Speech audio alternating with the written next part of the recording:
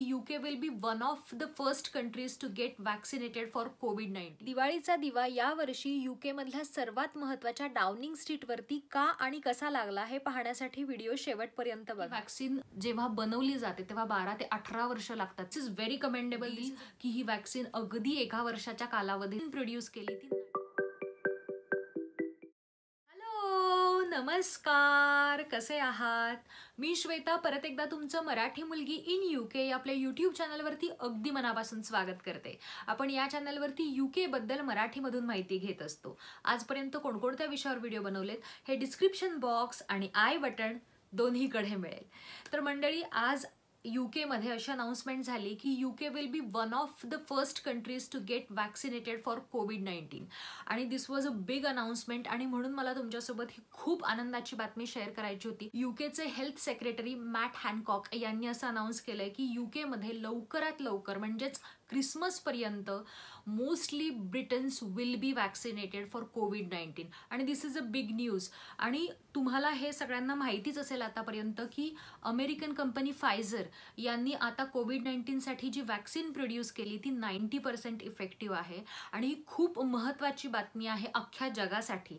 त्याचप्रमाणे ही मोठी बातमी ऑफकोर्स UK साठी होती आणि UK ने 40 मिलियन डोसेस हे ऑर्डर केलेले आहेत.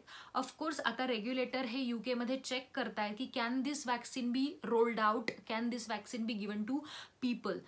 बऱ्याच 40% लोकांनी बऱ्याचशा वृत्तपत्रांना असा पॉल दिलाय की पहिल्यांदा पॉलिटिशियन्सनी ही वॅक्सिन घ्यावी आणि मग ती आम्ही घेऊ.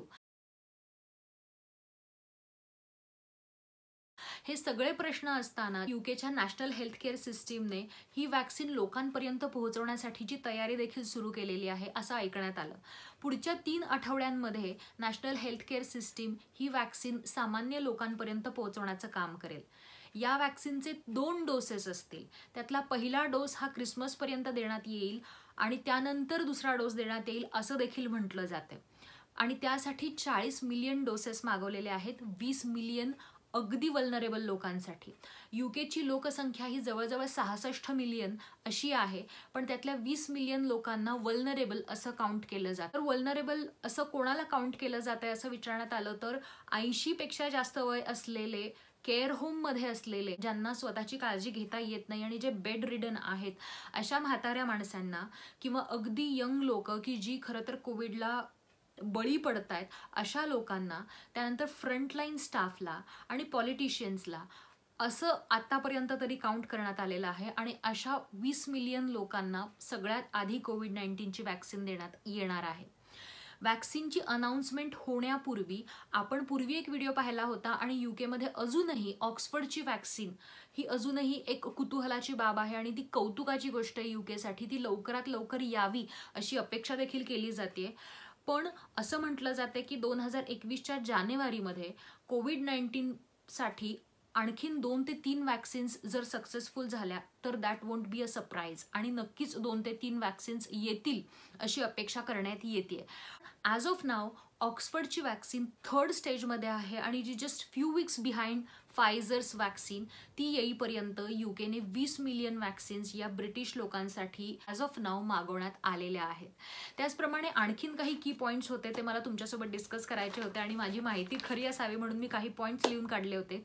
तर यामध्ये असं सांगितलंय की जवळजवळ 1200 सर्जरीज या सध्या केअर होममध्ये, म्हणजेच अतिशय म्हाताऱ्या माणसांना जेव्हा वॅक्सिन दिली जाईल तेव्हा त्यांना ॲडमिनिस्टर करतील. दे विल मेक शुअर की ही लोक सुरक्षित आहेत. असं म्हटलं जातं की वॅक्सिन जेव्हा बनवली जाते तेव्हा 12 ते 18 वर्ष लागतात ती वॅक्सिन सक्सेसफुल व्हायला किंवा ती वॅक्सिन अस्तित्वात यायला. This is very commendable, this is a big deal की ही वॅक्सिन अगदी 1 वर्षाच्या कालावधीत या कंपन्यांनी अस्तित्वात आणली आणि ती डिस्ट्रीब्यूट सुद्धा केली जाते. अर्ली जॅनपर्यंत असं म्हटलं जात आहे की मोस्टली या 2 ते 3 प्रकारच्या ज्या वॅक्सिन्स येतील, 2 ते 3 वेगवेगळ्या कंपन्यांच्या वॅक्सिन्स येतील, त्या डिस्ट्रीब्युशनसाठी सुद्धा रेडी होतील. आणि UKच्या हेल्थ केअर मिनिस्टरने असा अंदाज वर्तवलाय की एप्रिल 2021 पर्यंत 70 ते 80% UK हे बॅक टू नॉर्मल आलेलं असायला हरकत नाही. This is a very big news, कारण आता सध्या आपण सगळेच अख्ख्या जगात हे अडकून पडलेलो आहोत आणि आपल्याला हे नको आहे आणि म्हणून खूप धडपड चालू आहे लोकांची. आणि म्हणूनच ही बातमी खूप मोठी बातमी आहे. त्यानंतर पुढची गोष्ट असं सांगितलंय की मास वॅक्सिनेशनसाठी स्पोर्ट्स सेंटर्स किंवा लायब्ररीज किंवा शॉपिंग सेंटर्स हे बुक केले जाणार आहेत आणि मासमध्ये लोकांना वॅक्सिनेट केलं जाणार आहे. या फायझरच्या वॅक्सिनची अनाउन्समेंट होण्यापूर्वी युकेमध्ये असं अनाउन्स केलं जात होतं की मास टेस्टिंग हे युकेमध्ये खूप वाढवण्यात येणार होतं आणि जवळजवळ 67 टाउन्समध्ये अगदी घरोघरीपर्यंत कोविडचं टेस्टिंग पोहोचवणार होते आणि त्यासाठीची सोय उपाययोजना ही ऑलरेडी केली गेली होती आणि ती अंमलात येणार होती. त्याचप्रमाणे आता वॅक्सिन जर आली तर तीच सिस्टीम ही वॅक्सिनसाठी देखील वापरण्यात येणार आहे. त्यानंतर पुढचा आणखीन एक मुद्दा महत्त्वाचा म्हणजे की युकेमध्ये ड्राईव्ह थ्रू सेंटर्स किंवा mobile teams to visit people and give them vaccine अशा बऱ्याच सोयी करण्यात आलेल्या आहेत. सकाळी जेव्हा BBC वरती या वॅक्सिनबद्दल वृत्तांत दिला जात होता किंवा चर्चा केली जात होती तेव्हा असं सांगितलं होतं की मोस्ट प्रोबॅबली या वॅक्सिनचे कुठलेही साईड इफेक्ट्स एक्सपेक्टेड नाही आहेत. याचं कारण असं की या वॅक्सिनमध्ये मोस्टली डेड व्हायरसेस आहेत. तुम्हाला लाईव्ह वॅक्सिन आणि डेड वॅक्सिन असा जर फरक माहिती असेल तर ॲक्च्युली जर त्यातले जीवाणू विषाणू हे जर जिवंत असतील तर जनरली त्याचे साईड इफेक्ट्स येतात. पण या वॅक्सिनमध्ये लाईव्ह किंवा जिवंत असं काही नाही, त्याच्यामुळे त्याचे side effects very very very rare आहेत असं अपेक्षा केली जाते आणि most probably it will be true. पण युकेमध्ये बऱ्याच लोकांनी असं सांगितलंय की आधी पॉलिटिशियन्सला किंवा आधी जे लीड करतायत आणि सांगतायत की दिस इज सेफ त्यांना आधी वॅक्सिन द्या आणि even politicians are ready as of now. Let's see how it goes. त्यानंतर पुढचा मुद्दा त्यांचा असा आहे की कोविड-19ची वॅक्सिन आणि egg allergy can be related to each other. तर ही शक्यता अशी सध्या वर्तवण्यात येते, पण जेव्हा लोक द्यायला लागतील किंवा घ्यायला लागतील वॅक्सिन तेव्हा ही शक्यता किती खरी आहे हे आपल्याला ॲक्च्युली कळेल. त्याचप्रमाणे डाउनिंग स्ट्रीटने म्हणजेच जिथे पॉलिटिशियन्स राहतात तिथून 100 मिलियन वॅक्सिन्स या फ्युचरमध्ये युकेसाठी लागतील असं वर्तवण्यात येत आहे. कारण 2 ते 3 महिन्यांपूर्वी असं म्हटलं जात होतं की ऑक्सफर्डची जी वॅक्सिन आहे कोविड-19साठीची ती 1 वर्ष इफेक्टिव्ह आहे आणि तो जॅब हा 1 वर्ष तुम्हाला पुरेसा असू शकतो. त्याच्यामुळे सध्या युके ही वॅक्सिन 100 मिलियन अशा अमाऊंटमध्ये मागवण्याच्या विचारात आहे. पण जर ऑक्सफर्डची सक्सेसफुल झाली वॅक्सिन तर that is well and good.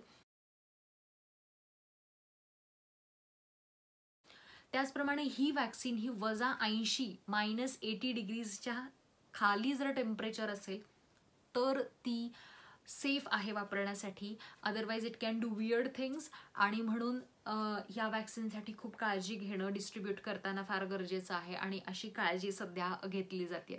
मध्ये कोरोना व्हायरसच्या वेव्हजवरती वेव्हज येत आहेत, लाटांवरती लाटा येत आहेत आणि म्हणून ऑक्टोबर ते डिसेंबरच्या दरम्यान युकेमध्ये जे महत्त्वाचे सण असतात म्हणजेच हॅलोवीन, बॉनफायर नाईट आणि क्रिसमस हे जास्तीत जास्त घरच्या घरी सेलिब्रेट केले जावेत किंवा लोकांनी एकत्र येऊ नये यासाठी खूप जास्त मेजर्स हे ब्रिटिश सरकार घेत आहे. त्याचप्रमाणे खूप जास्त प्रमाणात लॉकडाऊन्स ही युकेमध्ये अंमलात आणली जात आहेत, भले ती लोकल लॉकडाऊन्स असतील किंवा नॅशनल लॉकडाऊन्स असतील. जसं मला कळतंय तसं भारतात देखील कोरोना व्हायरसचं प्रमाण भयंकर वाढतंय. त्याच्यामुळे प्लीज बी केअरफुल. कारण सध्या दिवाळी देखील येते आणि दिवाळी आल्यानंतर आपल्याला उत्साहाचं उधाण तर येतच, पण मंडळी कोरोनाला दिवाळी कळत नाही आणि या काळात इन्फेक्शन पसरण्याची खूप जास्त शक्यता आहे. त्याच्यामुळे प्लीज बी केअरफुल. बाहेर पडताना खूपदा विचार करा, कारण आपल्याला जेव्हा कोरोना होतो बरीच तरुण लोकही कॅरियर देखील असू शकतात. So be careful.